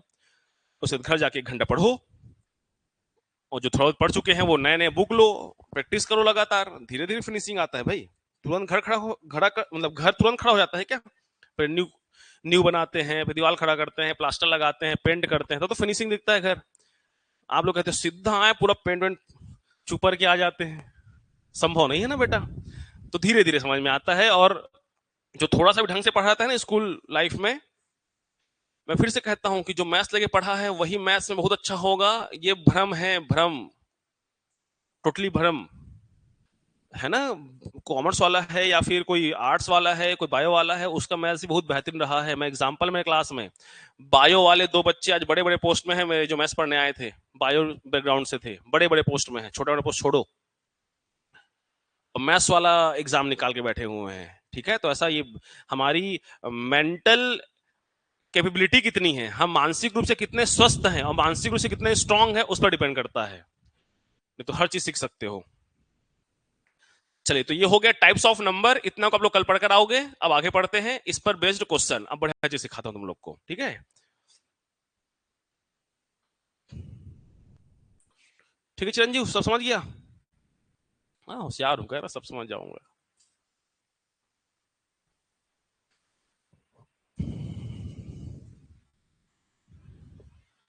जितना पुराना पढ़ाया हूं बेटा, सब पढ़े हुए हो।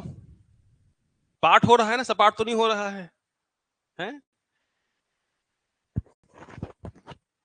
धीरे धीरे ही होगा, है ना।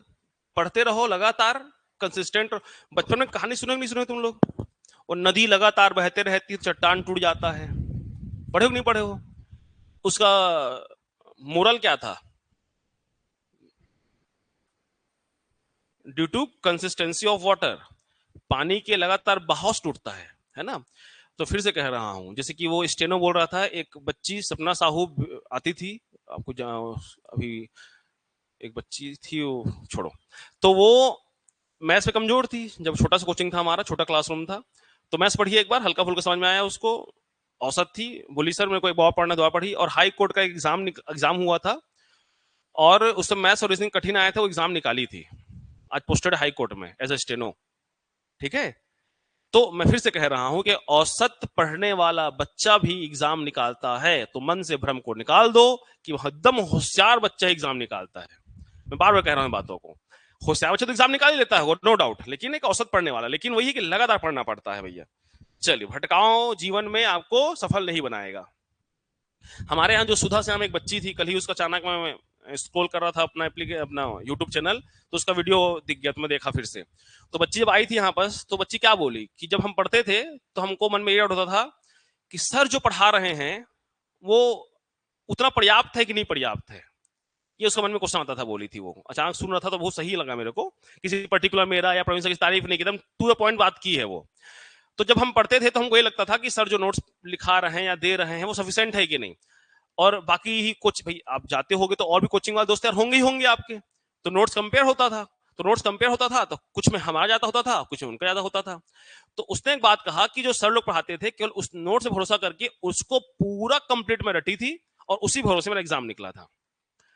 तो ऐसे बहुत सारे एग्जाम्पल है। तो आप लोग पहले जो पढ़ा रहे हो कंप्लीट भरोसा करना सीखो। आप लोग बहुत सारे जितने एग्जाम सिलेक्ट हो चुके हैं, योगेश पीएस सिलेक्ट हुआ था, है ना, वो मतलब उसका कहानी तो और बहुत अच्छा है। एक सामान्य घर का था, साइकिल से आता था, और कैसे पढ़ूं सर, लास्ट में फीस का समस्या भी हुआ था उसको, तो भी सपोर्ट किए थे हम लोग बहुत सारे। एक लड़की अंजलि है, जब स्टार्टिंग वहां कोचिंग में था, वो उसके पिताजी खत्म हो गए थे, लेकिन कुछ बहुत स्वाभिमानी होते हैं, वो कोचिंग आना बंद कर दी। तो हम तो शुरू शुरू में मैं पर्टिकुलर बैठता था, प्रवीण सर तो कौन आ रहा है कौन नहीं आ रहा है चेक करते थे, या भी तो बाकी लोग ऑफिशियल चेक करते हैं ना। तो चेक किया, मैं देखा कि बच्ची अच्छा पढ़ती थी, क्लास में आंसर देती थी, और ये 1 महीने से गायब कैसे है। मैं फोन करवाया उसको, फोन करवा चला कि पिताजी खत्म हो गए हैं और आर्थिक स्थिति ठीक नहीं है, जिस वजह से नहीं आ पा रही है। मैं उसको बोला तुरंत फोन कर और बोल कि पैसे देने की जरूरत नहीं है और आकर पढ़े। वो पढ़ी, और पढ़ने के बाद जब उसका पैसा आया तो फीस ही पेड की वो।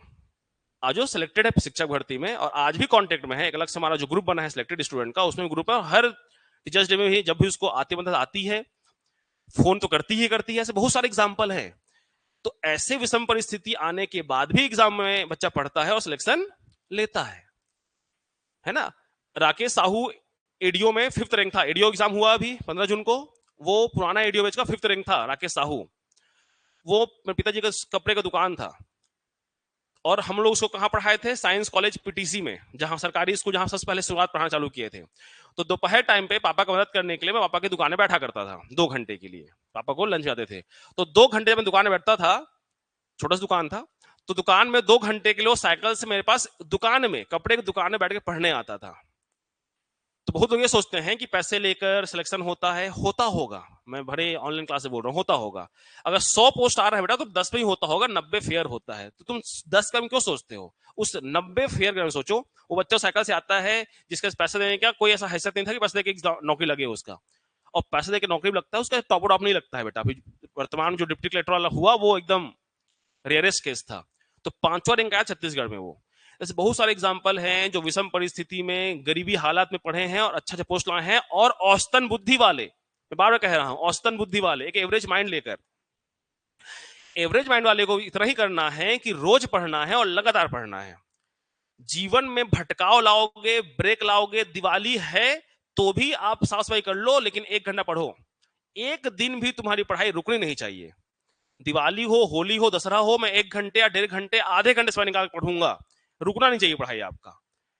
और डेली एक फिक्स, भाई सबका अलग दिमाग होता है, कोई 5 घंटे में पढ़ लेता है, कोई 6 घंटे में पढ़ लेता है, कोई 7 घंटे में पढ़ लेता है। तो आप अपनी बुद्धि को अच्छे समझते होगे कि मैं स्कूल टाइम से कितना होशियार रहा था। जैसे मुझे पता था मैं 1 घंटे 2 घंटे पढ़ के एग्जाम में 85% आराम से ले आता था, 80% आराम से ले आता था। मेरे घर बोलते थे खेलते रहता है कहां से पढ़ेगा। तो मेरे को पता था कि मैथ्स पढ़ूं या जो पढ़ूं, मैं अगर 1 घंटे या 2 घंटे बैठ के पढ़ता हूं तो मुझे याद हो जाता है, मुझे समझ में आ जाता है। भाई किसी को 3 घंटे में आता होगा तो 3 घंटे वाला ज्यादा पढ़ेगा, 2 घंटे वाला कम पढ़ेगा। तो जो देर समझ में आता है वो 1 घंटे ज्यादा पढ़ेगा या 2 घंटा ज्यादा पढ़ेगा, तो जो कम पढ़ रहा है उसके बराबर कर सकता है ना। तो फिर से कह रहा हूं, औसतन बुद्धि वाले एग्जाम निकालते हैं वो तो आसानी से पढ़ना पड़ेगा। चलो खैर, अब हम लोग कुछ बढ़िया बढ़िया क्वेश्चन कर रहे हैं बेटा, अब ध्यान से बात समझते जाना। एक क्वेश्चन आया था यूपीएससी सी सेट में, बढ़िया से ध्यान समझेंगे। क्वेश्चन था, मैं लिखता हूं, लिखो आप लोग भी, यदि, पहले हिंदी में लिख लो फिर इंग्लिश बताऊंगा। यदि ए बी एक 2 अंकीय संख्या है, यदि ए बी एक 2 अंकीय संख्या है, if A B is a 2 digit number, if A B is a 2 digit number, यदि ए बी एक, अच्छा ऐसा लिखो बेटा, ए बी एक 2 अंकीय अभाज्य संख्या है, ए बी एक 2 अंकीय अभाज्य संख्या है, if A B is a 2 digit prime number. जहां ए बी, जहां बी ए लिखो, जहां बी ए भी एक 2 अंकीय संख्या है, जहां बी ए भी 2 अंकीय अभाज्य संख्या है, where B A is also a 2 digit prime number, 2 digit prime number लिख लिए। और A B is not equal to B A B B A के बराबर नहीं है, ऐसा साइन लगा दो।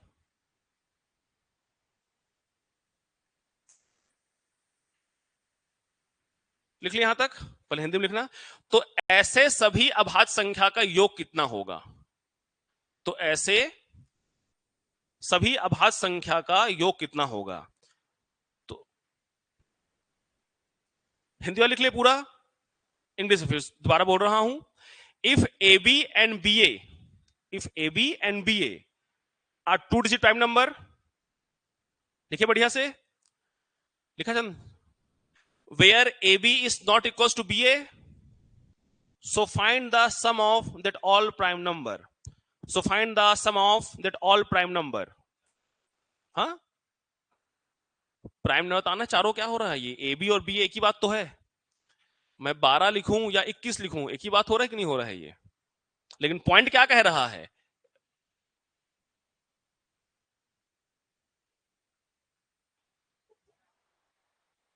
अच्छा, ये इसको ये गड़बड़ हो गया बेटा, ये इसको ऐसा लिखो, थोड़ा सा क्वेश्चन गड़बड़ हो गया। ऐसा लिखो, A is not equal to B, ऐसा लिखो बेटा, तो गड़बड़ हो जाएगा थोड़ा। अब क्वेश्चन एग्जैक्टली डायरेक्ट थोड़ी बैठूंगा यार मैं। देखो मैं क्वेश्चन समझा डायरेक्टली, ऐसे में भौंका जाओगे तुम लोग। कठिन क्वेश्चन भी है, या यूपीएससी बेटा कठिन कलेक्टर वाला परीक्षा है। देखो अभी हम लोग एक नंबर लिखे थे, मैं दोबारा फिर से लिखता हूं। ए बी मतलब 2 डिजिट, ए मतलब 2 अंकीय, 11, 13, 17, 19, 23, अगला क्या होगा 29। तुम लोग को भी याद हो गया होगा लगता, अब तो नहीं याद हुआ है। 41, 43 और 47। इसका क्या आएगा 53, 59, 61 होगा क्या? 61 के बाद 67, 63 तो होगा नहीं बेटा, 69 भी नहीं होगा, 71 होगा, 79 होगा, 83 भी होगा क्या? 87 लेंगे? नहीं लेंगे। 83, 89 ले लो और 97 ले लो। 1 2 3 4 5 6 7 8 9, कुछ मिस हुआ क्या यहाँ बस है? 83 लिखा ना मैं? 1 2 3 4 5 6 7 8 9, क्या मिस किया हूं बेटा? 93, 93 मिस नहीं, 93 नहीं, 93 तो है, 70, 73 मिस हुआ है ना, 73। ठीक है, देखो कहा क्या है, ध्यान समझना बढ़िया से, है ना। क्वेश्चन ये कहा है कि जो ए बी है वही बी ए है, मतलब ए बी और बी ए दोनों क्या है, प्राइम नंबर है।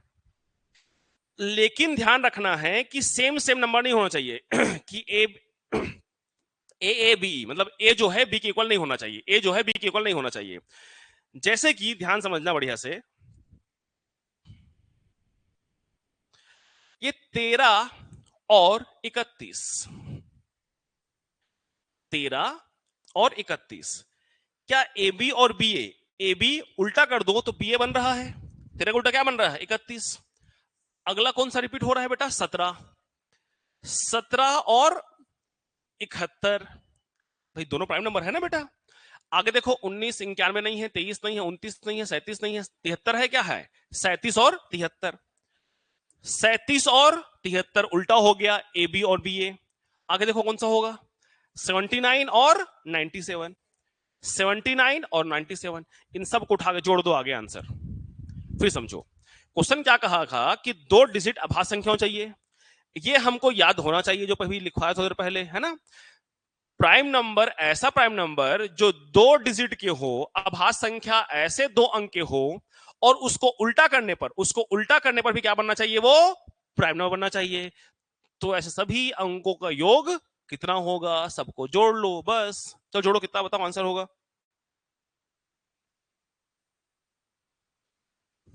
जोड़ी जोड़ी बताइए आंसर क्या होगा। सब जोड़ लोगे ना उसको, तो 13 17 सबको जोड़ लो। चलो जोड़ो, तुम लोग काम है वो।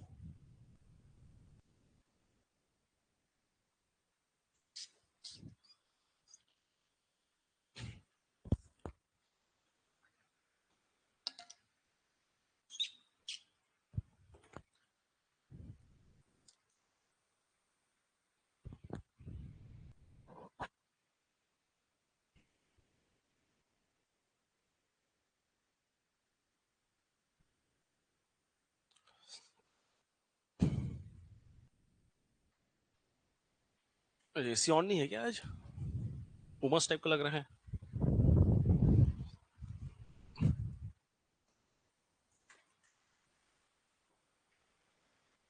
है इतना बड़ा नंबर?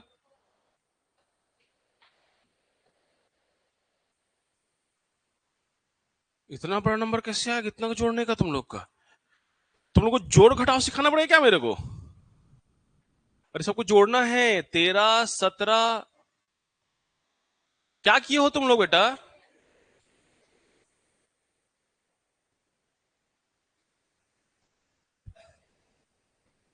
ऐसा नहीं जोड़े हो तो क्या जोड़ रहे थे?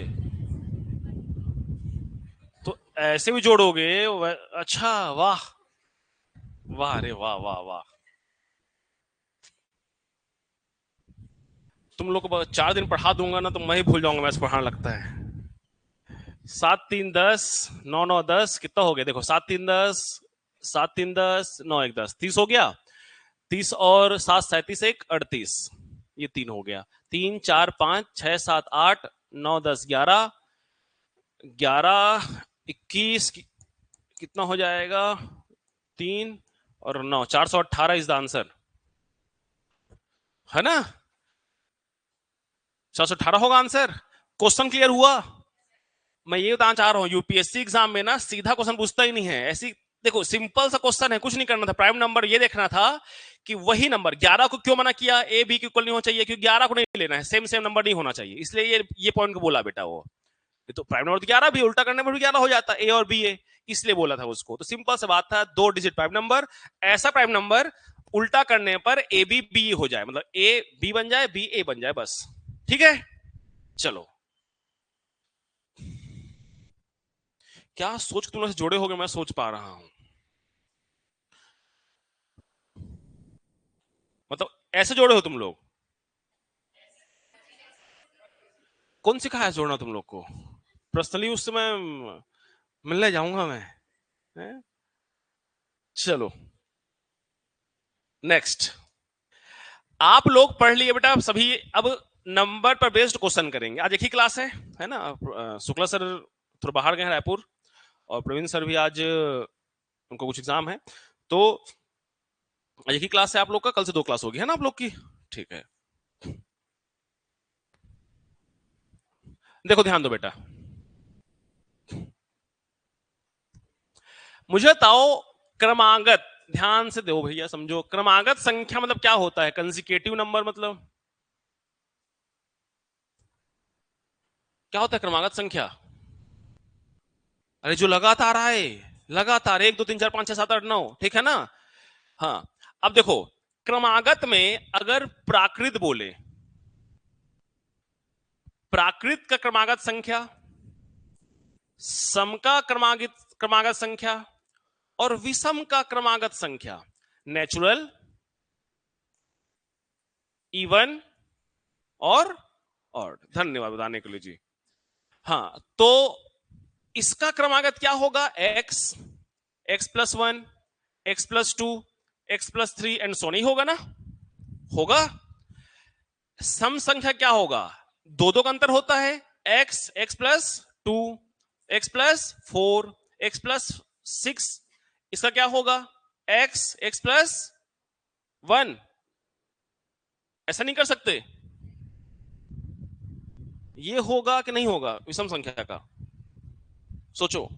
नहीं होगा जी। ये भी 2 4 6 ऐसे ही होता है याद रखना। क्यों सर आ रहा है माइंड में? ये तो विषम संख्या है। x का एक मानो, x को 1 मानो। 1 1+2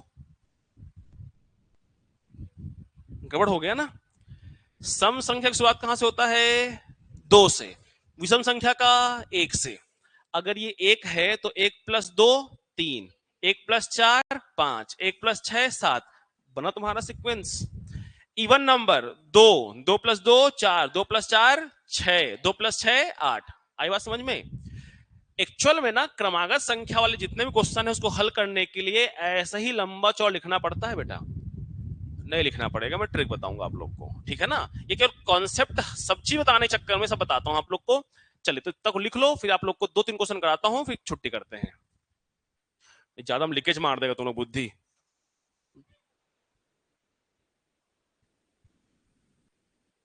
मैं कॉम्पिटेटिव का मैथ्स खड़े खड़े 6 घंटे पढ़ा दूंगा तो भी नहीं थकूंगा मैं, और ना मुझे किसी नोट की जरूरत है ना स्लाइड की जरूरत है। मैं खुद क्वेश्चन बना बना के नंबर सिस्टम को 6 घंटे पढ़ाने बोले 6 घंटे में भगा कर दूं मैं इसको।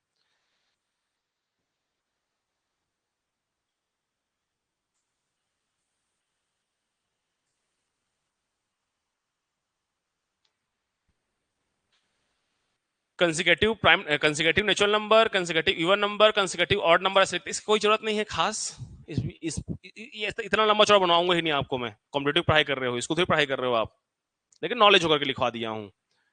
कोई तुमसे पूछ दिया कैसे आया तो बताते बने तुमको कम से कम, नहीं तो भौंकवा के बैठे हैं काय क्या पढ़ा है सर है बोल के।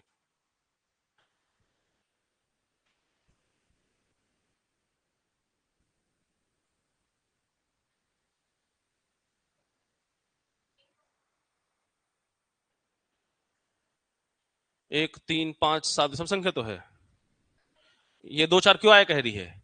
ये क्रमागत विषम संख्या लिखने का यही सीक्वेंस है बेटा, क्योंकि विषम संख्या की शुरुआत कर रहे हो तो विषम संख्या की शुरुआत कहां से होगा, वन से होगा ना।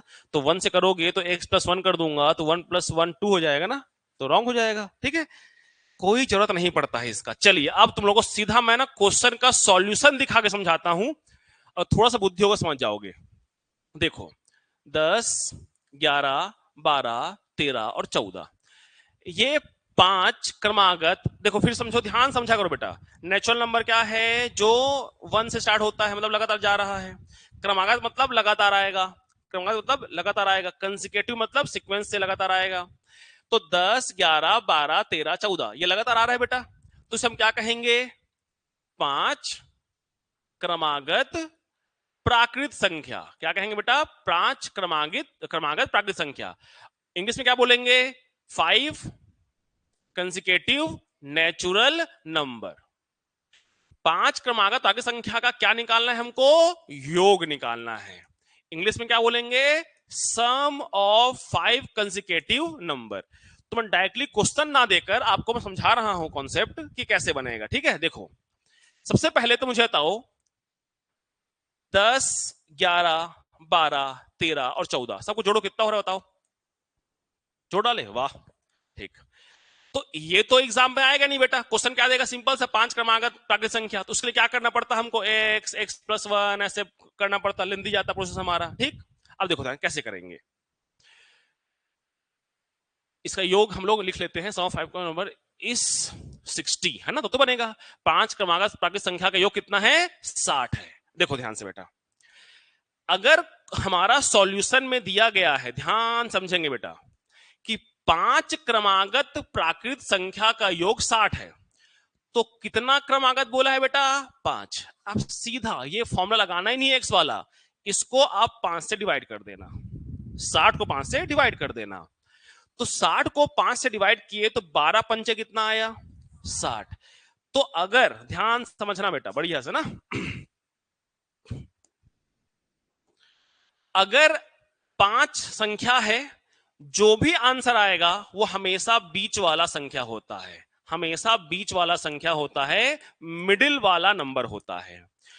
तो अगर मैं 60 को 5 से डिवाइड किया तो बीच वाला नंबर, मिडिल वाला नंबर मिला। तो मुझे बात बताओ, ये मिडिल वाला नंबर है और कुल कितना संख्या है, 5। तो 12 अगर बीच का है तो अगला पीछे वाला 11 और 10 होगा, और बाद वाला क्या होगा, 13 और 14। तो इसी प्रश्न में आपसे आगे कंटिन्यू पूछेगा, क्या पूछेगा भाई, कि बड़ी संख्या बताओ, बड़ी संख्या बताओ, फाइंड द लार्जेस्ट नंबर। कल इसी कंटिन्यू करेंगे, फाइंड द लार्जेस्ट नंबर। तो इसमें सबसे बड़ा नंबर कौन सा बेटा, बोलो 14। ये होगा आपका आंसर। आई बात समझ में, क्या कहा मैंने। एक और लेके समझते हैं, ध्यान देना 2 मिनट। जैसे मान लो बेटा, मान लो ये कहता कि कोई 10 क्रमागत संख्या है, क्या संख्या है, प्राकृत संख्या है, और उसका योग कितना आ रहा है, मान लो 120 आ रहा है। ठीक है, 120 आ रहा है।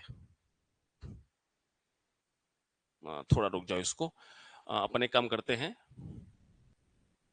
11 लेते हैं, है ना। 11 प्राकृत संख्या है,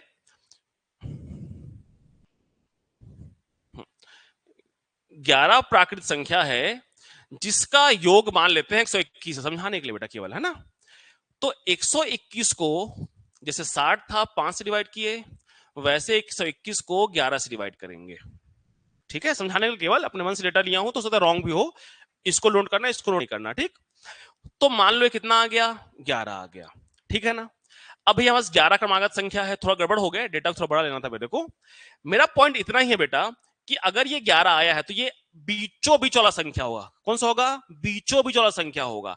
और टोटल 11 है तो 5 संख्या इधर आएगा, 5 संख्या इधर आएगा। कैसे सर? जैसे समझना, 5 संख्या कौन कौन सा? 10, 10, 9, 8, 7, 6। इधर कौन कौन सा आएगा? 12, 13, 14 और 15।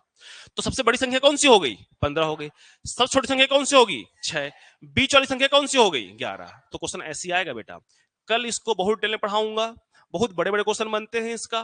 कोई बड़ा सा, कोई बड़ा बड़ा हमको फॉर्मूला नहीं लगाना है, डायरेक्ट ट्रिक ट्रिक सबका आंसर आता है बेटा, है ना। तो सबका ट्रिक सिखाऊंगा। पहले पढ़ेंगे नेचुरल नंबर का, नेचुरल नंबर पूरा डिफरेंट क्वेश्चन सॉल्व करेंगे, फिर इवन नंबर का, फिर ऑड नंबर का, और प्राइम नंबर कर ही लिए हैं। ठीक है, फिर कोवेम नंबर करेंगे। तो क्वेश्चन चलो लिख लो इसको, मैं बोल देता हूं, लिखो। लिखा तो है बेटा वैसे। 5 क्रमागत, क्या 16? 1 2 3 4 5, 1 2 3 4 5, हाँ ठीक, 16 होगा बड़ी संख्या। 1 2 3 4 5 6 7 8 9 10 11। ठीक है बेटा, इसको छाप लो इतने को, कल बताऊंगा अच्छे से। कल आप लोग पहले नंबर्स पढ़ के आना, इसलिए आज यहां पर रोक रहा हूं, है ना। आप नंबर्स पढ़ के आओगे कल तो बेहतर तरीके से और समझा पाऊंगा आपको मैं।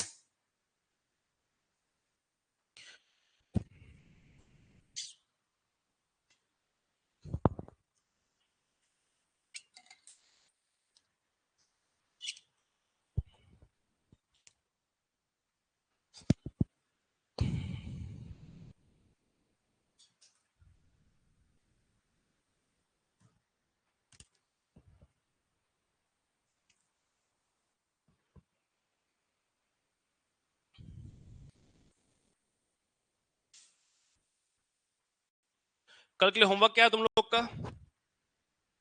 जितना पढ़ाया हूँ डिफरेंट टाइप्स ऑफ नंबर, वो सब तुमको पता होना चाहिए क्या क्या होता है, क्योंकि कल का जो आधा घंटा क्लास रहेगा इसी पर रहेगा, है ना। और कल हम नंबर सिस्टम का कुछ नया चीज चालू करेंगे। अभी मान के चलो कि कम से कम 8 दिन केवल नंबर सिस्टम ही पढ़ेंगे हम लोग। नंबर सिस्टम में बहुत सारे पार्ट्स है ना, तो बहुत डीप है। चलिए पढ़ाई कीजिए बढ़िया से।